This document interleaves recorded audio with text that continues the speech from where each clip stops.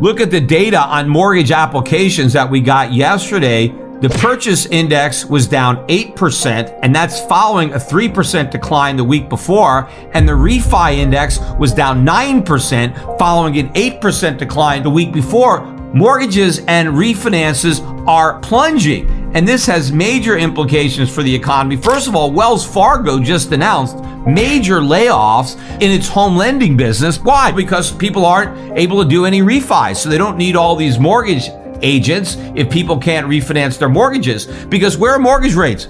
The mortgage interest rate is now so high in relation to where it's been that there's nobody who can now refinance their mortgage into a lower rate, because everybody's got a better rate than what they can get now. And that refi lifeline has been a major lifeline for the economy, because it's given households a source of income, because you only refinance your mortgage if the result is a lower payment. And if homeowners are able to lower their payments through a mortgage refi, then they have extra money to spend, because they're not spending it on their mortgage. They have more money to go shopping or whatever, and that additional spending goes into GDP. It also helps employment in the industries that are the beneficiaries of that spending. So this has been helping a bubble economy, an economy based on consumer spending. If consumer incomes are freed up from having to make mortgage payments, they have more money to buy other things. Well, households can't do that anymore. Whatever your mortgage is, you're stuck. You're not going to be able to reduce it. And in fact, for a lot of people, their mortgages are going to be going up, because you still have a lot of adjustable rate mortgages out there. I'm not sure the exact percent, maybe something like 15-20% of the mortgages are adjustable, and they're not necessarily adjustable every year. A lot of people took out 5-year fix, where after 5 years it adjusts. Well, there are a lot of people that did that 5 years ago, and now they're getting up to their adjustment period, and their rate is going to adjust way up.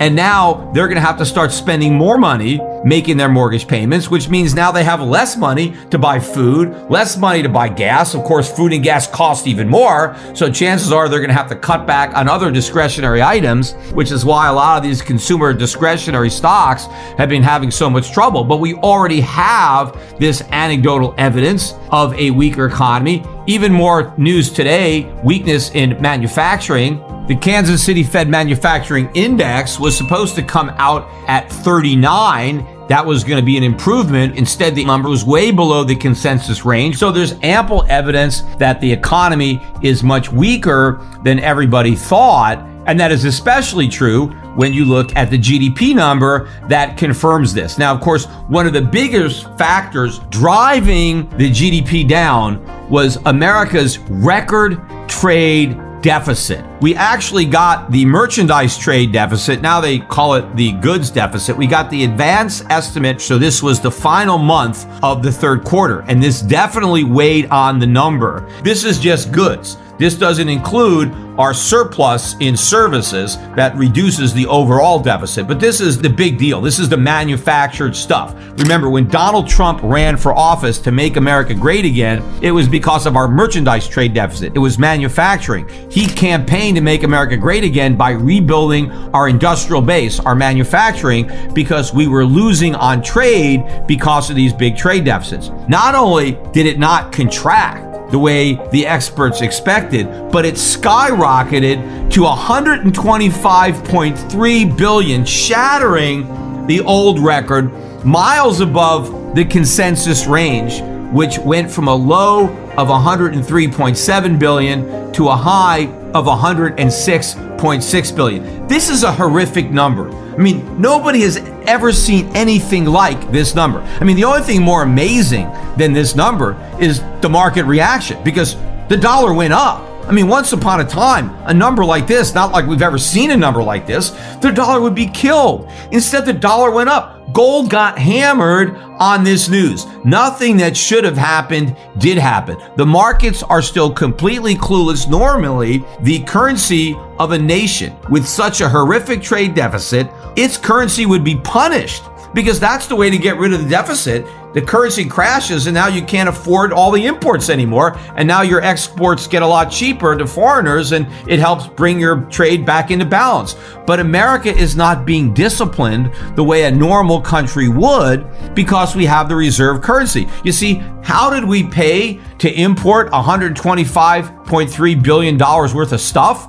We paid for it with dollars. We imported stuff and we exported dollars. See, dollars are America's greatest export, except they're worthless. We just print them. We create them out of thin air. They have no value. The stuff that we're getting has real value. You need factories, machines, workers, land, all sorts of materials go into the production of finished goods that Americans are importing. And what are we giving our trading partners? Digits that we create out of thin air. Why do they do that? What is the world doing with all these dollars? What are they going to do with the $125.3 billion they just earned? I mean, I know what we're going to do with all the stuff we just bought. We're going to enjoy it. We're going to have fun. We're going to use all these products to make our lives better. What is the world going to do with all this paper? Right? Well, they're just going to hold on to it. They're going to buy more of our paper. But the more they buy, the less it's worth. Eventually, it has to collapse. Right now, the dollar is benefiting from this flight to safety, from problems in Europe, problems in Japan. But this is a huge bubble. It can only end in disaster. The higher the dollar rises, the more spectacular the collapse is going to be once reality sets in. When do you think the breakout point, like the latest data is showing that new mortgage applications are down like 40% or something, and the market's starting to take a hit.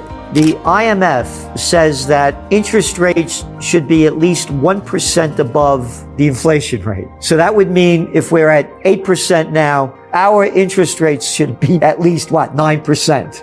I would want more than 1% above inflation because that's not a good enough return. I mean, 1%, there's negative interest rates everywhere. I think they're the most negative here because we've actually got the highest inflation. So even though we have higher nominal rates than what you would find in Europe or Japan, we have lower real rates because our inflation rate is higher. And of course, that's the unofficial. The real inflation rate is quite a bit higher than that. But look, when mortgage rates go up, and now they're back up to about 5%, and historically that's still low. But in recent years, they've been well below 4. I mean, people were getting mortgages below 3.5% on 30-year fixed. And if you look at home prices, because they're up like 20% year over year, home prices are at record highs and home affordability is at a record low. And that's before interest rates go up. So the only thing that's keeping these overpriced homes marginally affordable is the low mortgage rates. But if you take away those low mortgage rates and mortgage rates move back up to maybe 7, 8, 9%,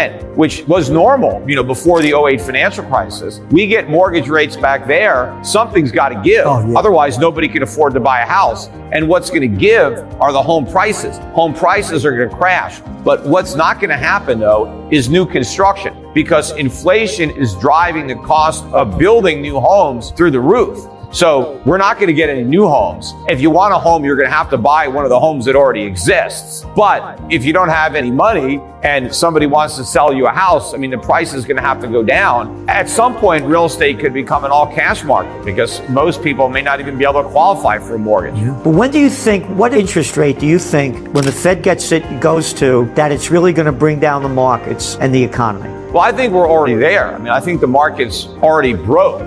We just haven't collapsed yet, but I think we're headed lower. The bond market clearly broke. But if you go back to 2018, the wheels really came off the bus in the fourth quarter of 2018. I remember. The Fed got rates up to about 2.25, 2.5, and then they had to stop hiking. And then they had to stop quantitative tightening. And they ultimately went back to zero in QE in March of 2020 with COVID as the excuse. This time around, I think the breaking point is much lower than what it was in 2018 because the breaking point is a function of how much debt you have. So the more debt you have, the bigger the impact an increase in interest rates is, and the lower the increase has to be to create that impact. So because we have so much more debt now than we did before COVID. The economy is more levered up and more dependent on cheap money. As that money becomes less cheap, you're going to have a collapse quicker. It's like we have a much bigger drug habit now.